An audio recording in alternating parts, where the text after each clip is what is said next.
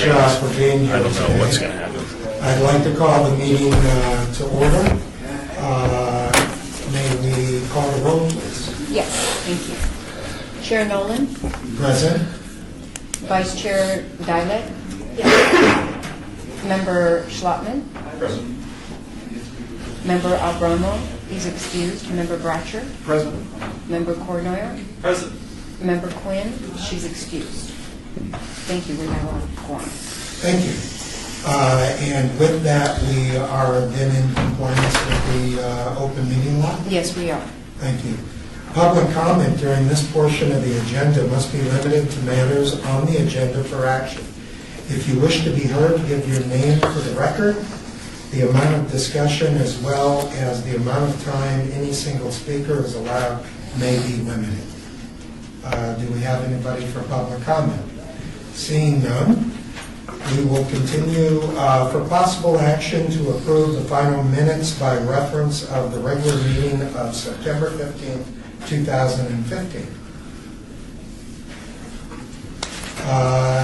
Has everybody had a chance to look at that? And do we have a motion for approval? Motion to approve. Do we have a second? I second the motion. All those in favor, state aye. Aye. Any opposed? Thank you. Okay, we have a public hearing, ARC -61866. Public hearing, applicant owner St. Louis Square for discussion and possible action on a request for signage design review for 2 wall signs at an existing office. Other than listed with a waiver to allow no illumination where exposed neon and/or animation is required on at least 75% of the surface area of the signs at 1901 South Las Vegas Boulevard. This is Ward 3, Councilman Coffin. Before we get started, I would ask City Attorney, with this business being the culinary, I have signed a contract with the culinary as has the majority of all the strip and downtown hotels. I don't see where it has any effect on signage on a building. But Yeah, well, so, Chairman, the analysis you have to do pursuant to the ethics law is whether whether your judgment will be reasonably affected by your relationship with the applicant, right? That's And one of the things that you look at, one of the things the state law asks you to look at is, are you in a position, you sit in a position that is the same position as others in your field? You've indicated that you is it the general manager? I don't know what your title is. General manager, but I'm... Partner, general manager. So I signed the contract. Right. You sit in the same, you and others like you sign these contracts. You probably can, you've disclosed your relationship. You don't think it will unduly influence your vote. I think you can vote. Oftentimes, when it's a questionable, if there are enough people to vote, then I say, err on the side of caution, but I think you can vote with your disclosure. I don't believe in this particular situation that would have anything to do with our current contract. Very good. With that, if the applicants could come forward and have a seat. Please state your name. Good afternoon. My name is Charles Lawson. I own PDQ Printing, and I'm here to speak on behalf of the applicant. Thank you very much. Now, may we have the staff report? Yes, Mr. Chairman, Steve Swanton with the City of Las Vegas Planning Department. The applicant is proposing to add wall signage on the west and south elevations and these are the interior facing south and west elevations of the building at 1901 South Las Vegas Boulevard. And these signs are essentially glossy black channel letters that are flush mounted to the wall, and they have no illumination on them. The one on the south elevation would read Lab, L-A-B, while the sign on the west elevation reads Culinary Health Fund. And the applicant is requesting that you approve a waiver of the neon illumination standard for the scenic byway. Some similar signs were approved in 2012 at this location on different buildings on the site. But staff supports the scenic byway requirements, so we're recommending denial of this application. Thank you. Sir, if you would like to go ahead. Thank you, Chairman. Thank you, committee members. For those of you who were here in 2012, my apologies that we're back. I begged the applicant back in 2012 to find the budget to come up with the entire signage end of the project financially, so we could only bother you once instead of twice. Times were different then. It was difficult for them to do. They couldn't. So we knew going forward we'd have to approach this in 2 phases, and this is the second phase. You all have the packet, so with respect to your time, I would just like to point out a few highlights that I believe substantiate why the committee should approve the variance. One, the project is a multi-year project, and it was divided into 2 phases. Presumably, having successfully convinced you of the outstanding issues in 2012, it would have applied to these 2 buildings.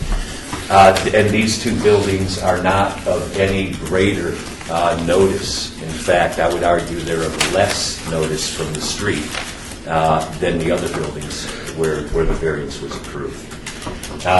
Obviously, their desire to stay away from any lighted signage, much less neon. There are no lights on these signs, and the whole point of that is to make it as invisible as possible to the general public. It's a very small parking lot. I don't know if any of you have driven through it. I've driven through it countless times. And you're always wondering who's going to hit somebody or back into somebody. It's very tight. It's very, very active all day long, 5 days a week. And we are not just saying it, we're convinced that it's actually a significant public hazard to mislead the public into thinking there's anything in that complex that they should wander toward and check out, particularly in this day and age with healthcare related issues. They are deeply concerned. And they're not in the best part of town, by the way. So they get a lot of crazy traffic on foot. And their single biggest concern is the safety of their members coming in and out of that complex and avoiding any and all confusion, because some of the names used, health, lab, some of the others that have already been approved, pharmacy, etc., those are all words that in the general public people might be attracted to and walk up to see if they can get some assistance.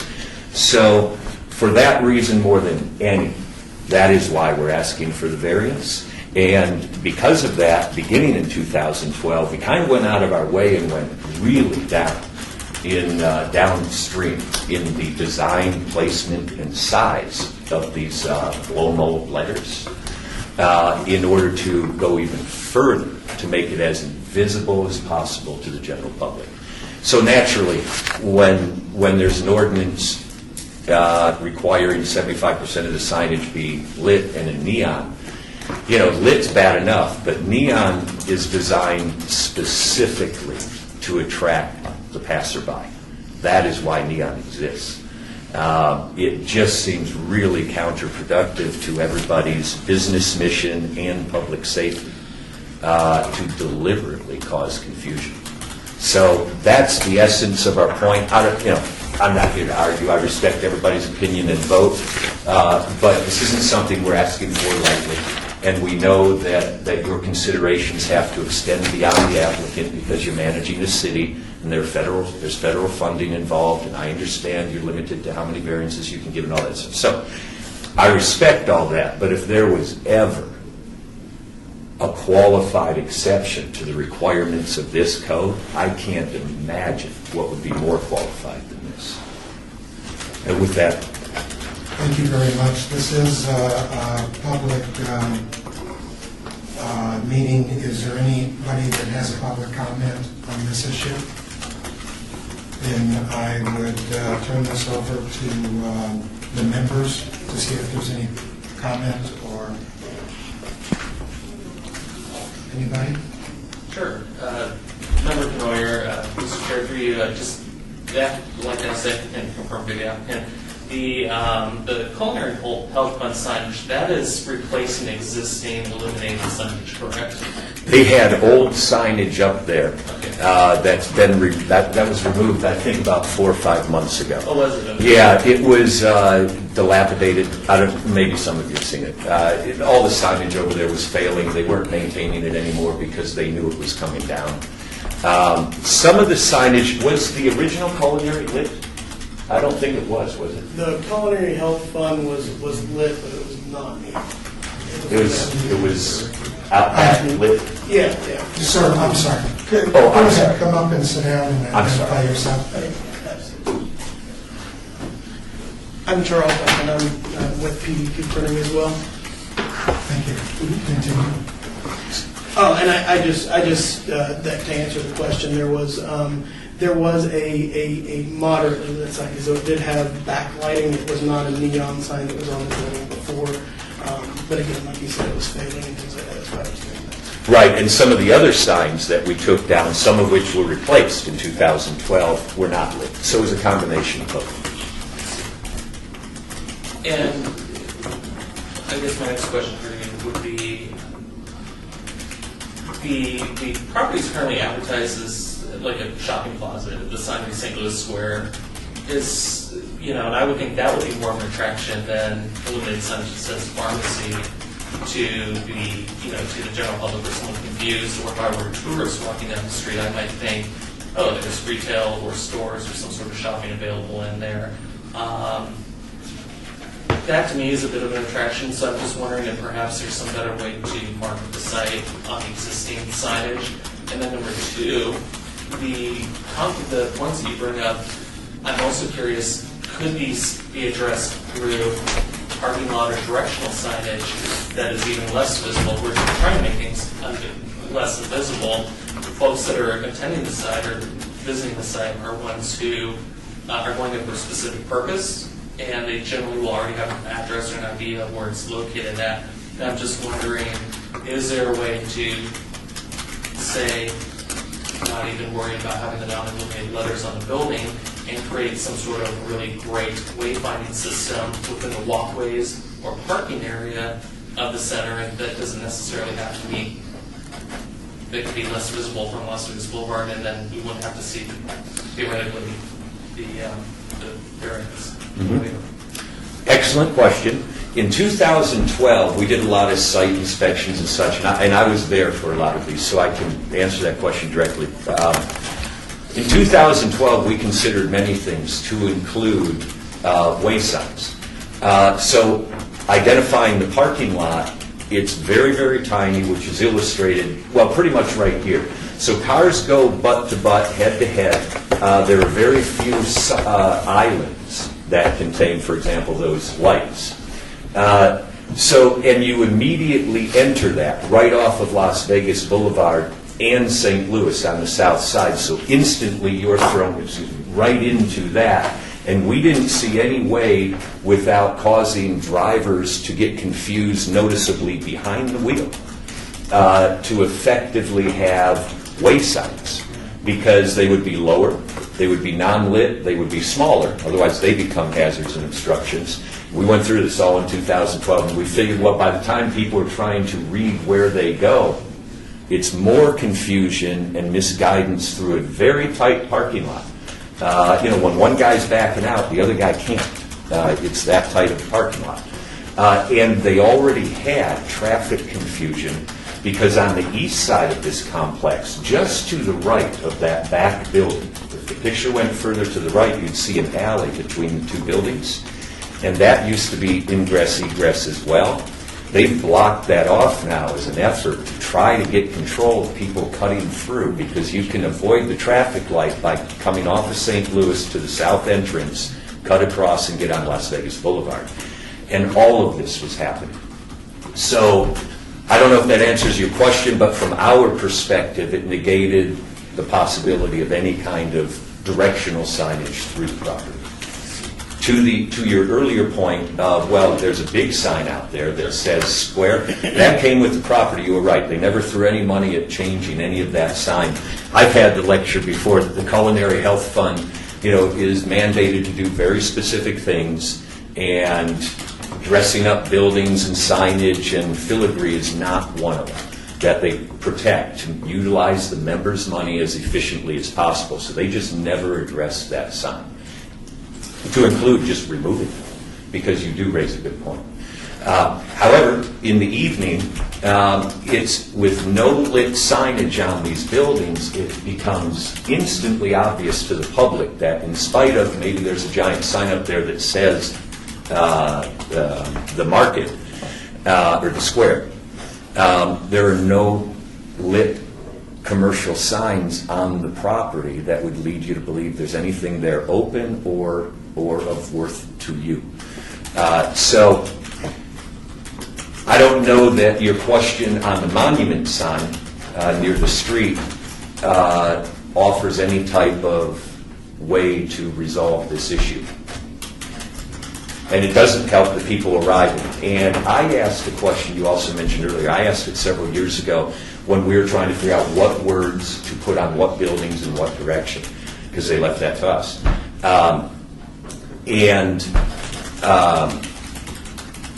When I asked, well, don't people know where they're going? I mean, it's one parking lot, for goodness sakes.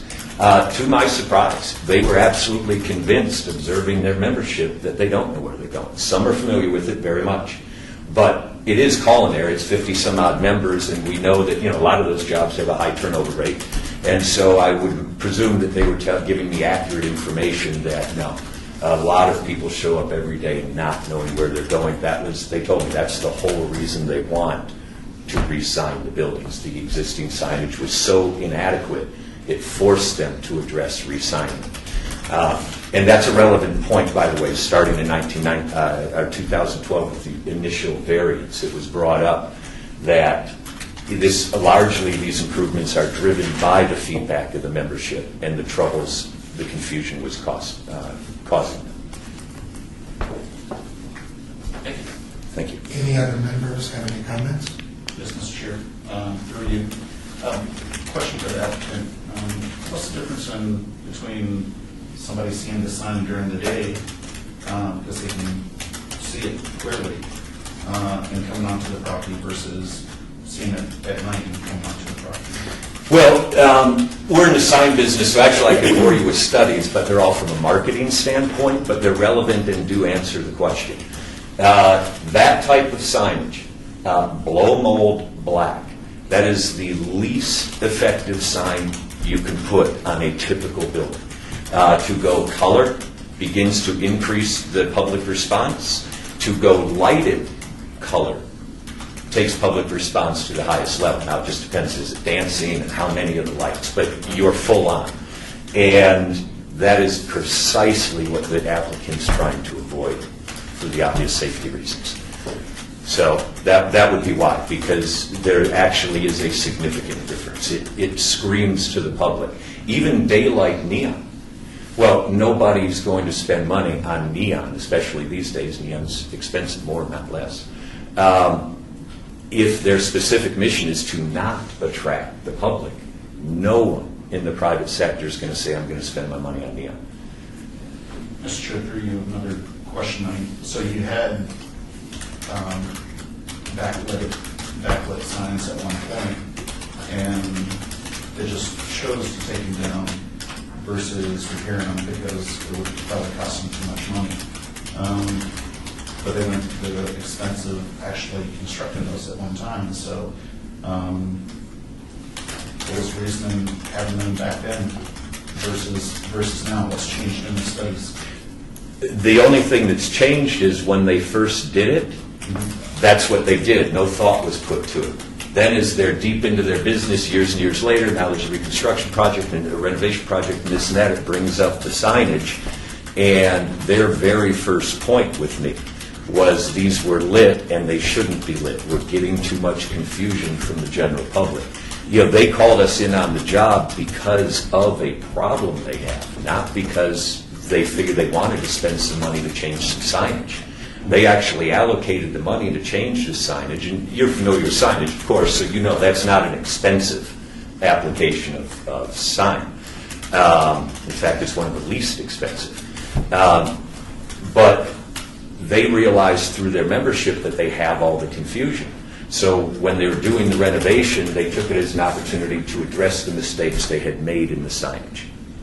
So we had that conversation. Thank you. Mr. Chair, through you, one last comment. I had West Fort Vernon on the project team, building C, the other building C and lab versus culinary health fund. So those are my comments, but I'll wait to hear from everybody else. Any other members wish to ask questions? I just make a statement, Chairman. A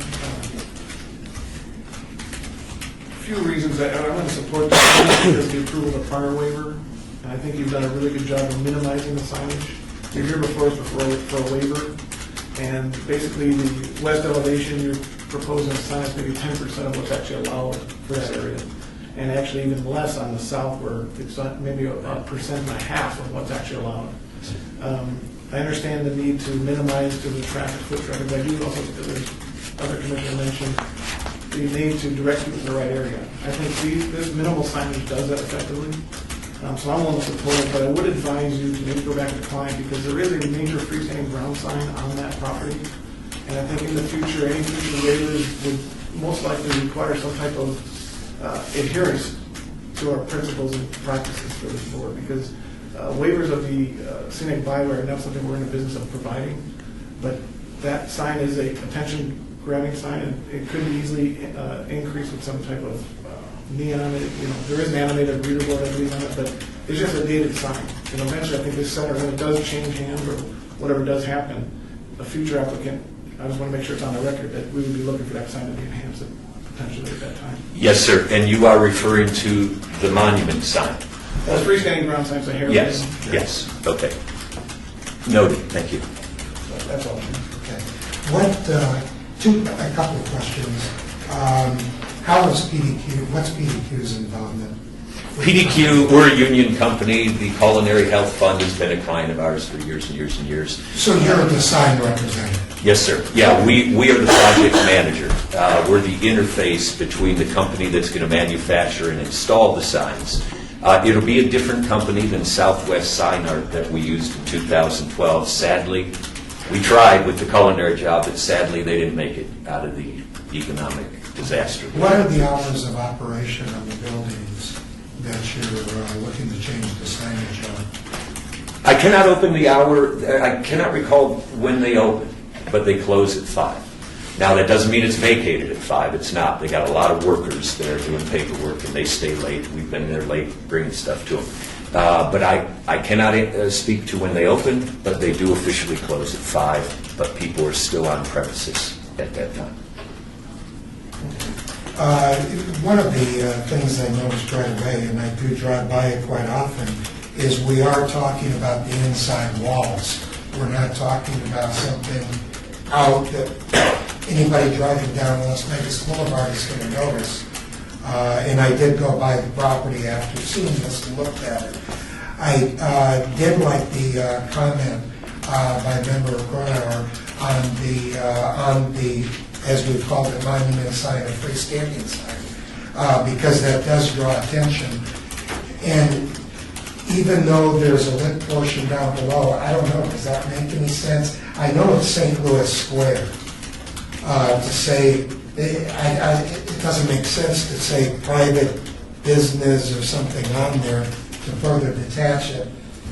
It just kind of goes with the mold of the outside, I guess. Is my expert on ground signs would be Member Bratcher, so I guess I would ask him that question. Well, I think that sign is basically identifying the location as opposed to a particular business. Right. The reader board was probably added at some time to identify services, and now you're taking that a step further with the, I would call it, locational signage on the exterior of the building.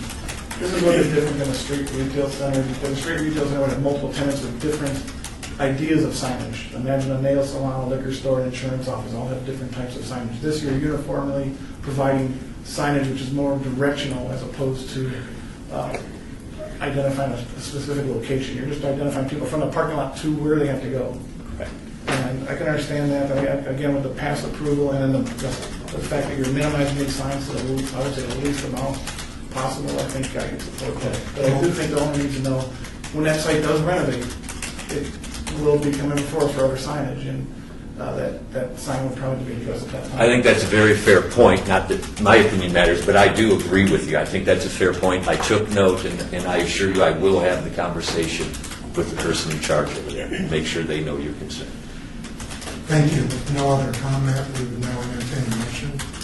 Chairman, I make a motion to approve ARC 61866, subject to staff conditions. Do we have a second? I second the motion. All those in favor? Aye. Any opposed? Thank you. That waiver, or whatever you call it, is granted. Is this final action, or does this proceed? Mr. Chair, through you, Steve Swanton, this is final action. If it is appealed to City Council, that's the course it will take. Right. However, there shouldn't be any at this point, so. It's a 10-day period, right? It's a 10-day period. So you can get your building permit 10 days from now.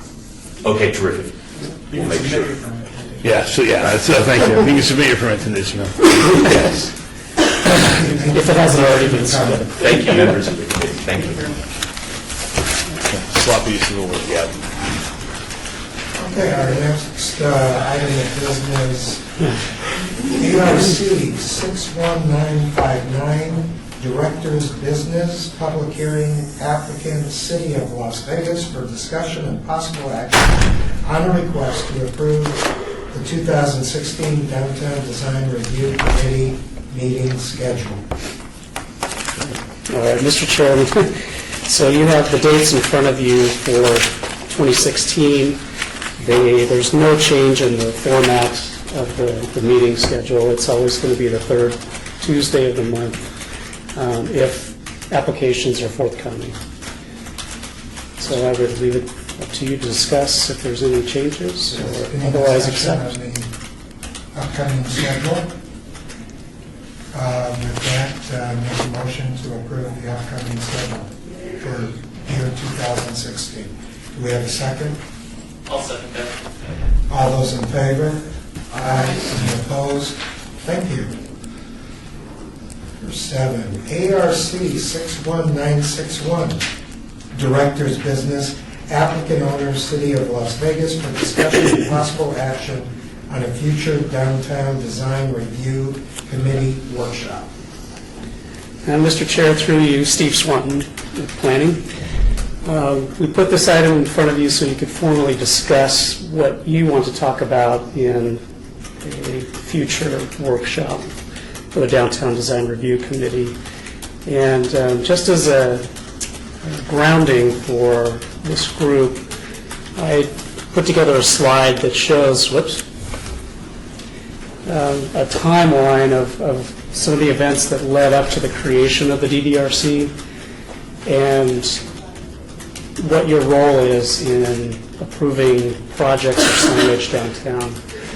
So we had a couple of different ordinances passed for areas downtown. They created the Downtown Casino Overlay District to discuss signage and, in particular signage, but also projects in a particular area where there's concentration of casinos, and that was done in 1998. And in 2001, the scenic byway was designated by the state, which led to, in a couple of years later, an ordinance being passed with standards being applied to the scenic byway, which was in 2002. 2003, it's not listed on here. But then some committees were established to actually deal with the signage applications coming through on the Casino Overlay District and the Downtown Entertainment Overlay District, which came in 2002. So you have these two committees doing essentially the same things with signage, approving waivers, looking at the design. And this continued all the way through 2009, when it was determined that one committee could do the job of two. So that's naturally how this was born. And up until 2009, a staff member did the reviews for the scenic byway, since there was no actual committee or independent body that had discretion on these things. So really the role of the Downtown Design Review Committee is to look at signage in these different overlay district areas, and also kind of by extension to the Centennial Plan areas of Downtown Gateway, the Casino Core, and Fremont East, which contains partially the Entertainment Overlay District. And then also more recently, the medical marijuana dispensary elevations and signage. So with that, I would leave it for you as a committee to discuss what you want to talk about and what your role is, and where you see this committee going in the future. Thank you, Steve. Yes, Mr. Chairman. I know this is one of those things. I think it's important that we understand what the guidelines are and what we should be following. Commissioner Slotman, you've addressed this before as a need. I was glad to hear Steve just got back, staff just got back from the planning seminar, which somewhat addresses some of our issues, but if you'd like to comment. Yes, do we need a public hearing on this, or open it up for public discussion on that? Sure, it's an open meeting. Is there anybody from the public that wishes to be heard on this item? Seeing none, members? Yes, Mr. Chairman, so some things that I'd just like to know about is what I repeated, I'm just kind of repeating myself from the last couple of meetings, is why was it established? Was it due to us just wanting to have a uniform sign code downtown, or was it due to some sort of funding, federal funding that we get if we establish this? If we start to deviate from that, will that affect our funding? And I'd like to just have an open conversation with the other members and find out, what everybody's thoughts are on when should we approve, deviations from our code. Are there certain areas such as the courthouses or certain distinct uses that maybe or shouldn't be required? So those are just some of the topics I want to talk about. Other members have comments? Mr. Chair, through you, my comments would be, also we should probably, to build up of what Member Schlafman said, we should probably look at some of the other types of signage that have been approved and determine what this board will continue to either support or deny. That includes things like painted wall signs, and are they illuminated and how are they illuminated?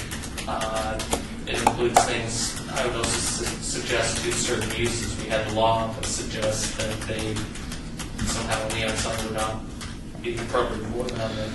And so medical marijuana is already one of those uses where we can't use neon. So we probably might want to just discuss that.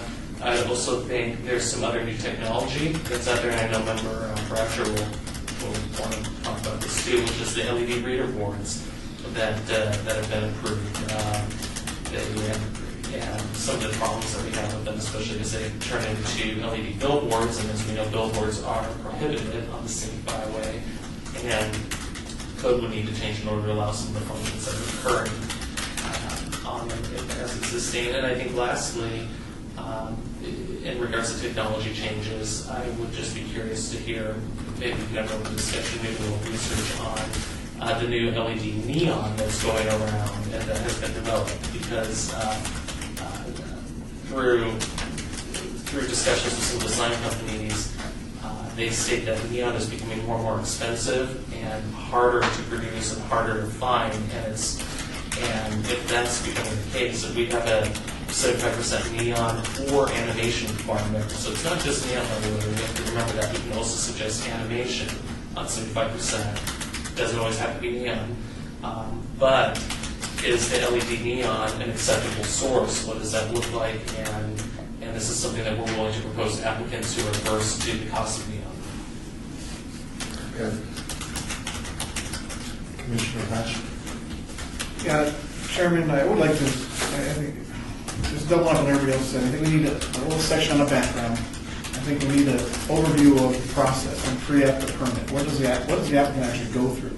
Because we are here at one section of that process, and I want to make sure everybody understands the before, what goes into it, and how it actually gets enacted, and the life of that process. I think also we need to do a little episode on the description of the sign types. And what is a wall sign? What is a marquee sign? What is a freestanding ground sign? Those definitions are all available in the code. Those of us that read the code know it. But I think with illustration, we can actually take signs that exist downtown and actually create a real quick database we can cycle through and just show the types of signs. And then show things like temporary signs and what happens with temporary signs. A menu, a Santa Claus sign that blows into the street because it's not secured to the ground, those types of scenarios. But I think we really need to address on the off-premise, and I think the neon sign in the future of LED.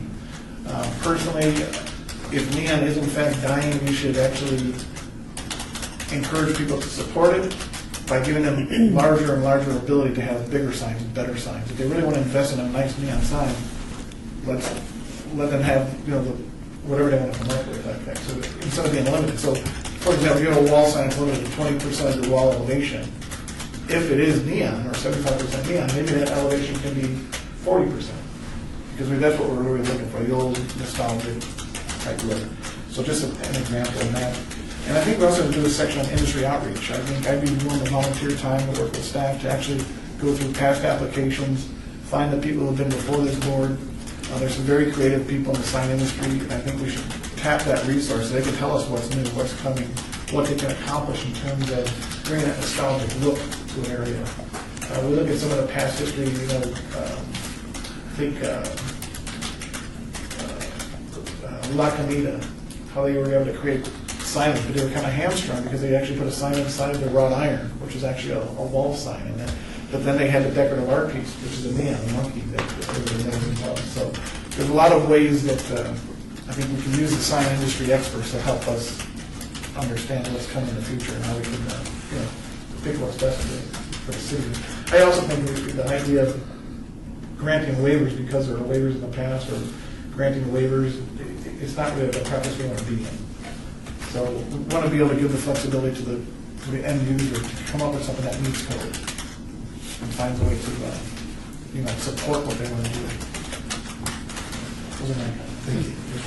And Mr. Chairman, there's one other thing I would want to get out there, and that is, and I think Member Cornier brought it up too, was we may be losing funding on the scenic byway, or there may not be any money left from the federal government for this. So one of the considerations has to be, will there be a scenic byway in the future? Or do you want to perpetuate what the standards are today just to maintain a certain look and feel down on the strip, make it a special place? So that's another consideration. And so the standards could change, and this could be a big push behind it. The committee could be a big push behind changing code. One other comment, Chairman. I think we have to be very selective in the dates because there are people on this board that are volunteers and not staff. The city, like myself and David. But I think we have to be cognizant of their time. I think it should be I think it has to be a session worthy of having. I think it's hard to compress it all into an hour, but I think we have to be cognizant of everybody else's time and find the right time and date that when everybody else has their own commitments. So to that. Okay, with my quick recommendations, I hope neon doesn't go away or the Cortezes got a big problem. We have an awful lot of neon throughout. I liked your kind of contents of what you were talking about. There was one item that you mentioned, how does the process begin and go through? I didn't know if any other members, possibly Commissioner Abramo, but I think we've all been through the process, unless there's somebody here that has not been through the process. It's one of those items that we know how it gets to this point. I would leave that to, again, Commissioner Abramo, but I have to believe he's probably been through the process also. But other than that, I thought the contents was very important. The one thing I would ask, would it be possible during one of our newly scheduled meetings that we don't have an item?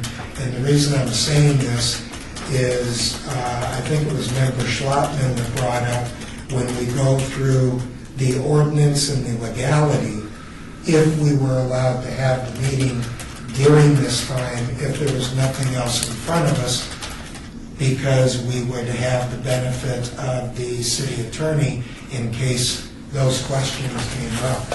So what my thinking is, and I'm glad you're here, Mr. Rankin, is what my thinking is if we could come up with an agenda and then prepare off that agenda to make sure it looks correct, and then schedule one of our normal monthly meetings, if that is allowed, to go over the agenda. If we see there's items that we're unable to cover during that time, maybe we need to have either a secondary meeting or a workshop, but I didn't know if there was a problem in having it in this open meeting context to do that. But Rankin, for the record, I see the city attorney. Okay, very good. Nodding yes, that we could have an agenda item to set the agenda for the workshop and set it as. But not the workshop Not itself. itself, just set the agenda.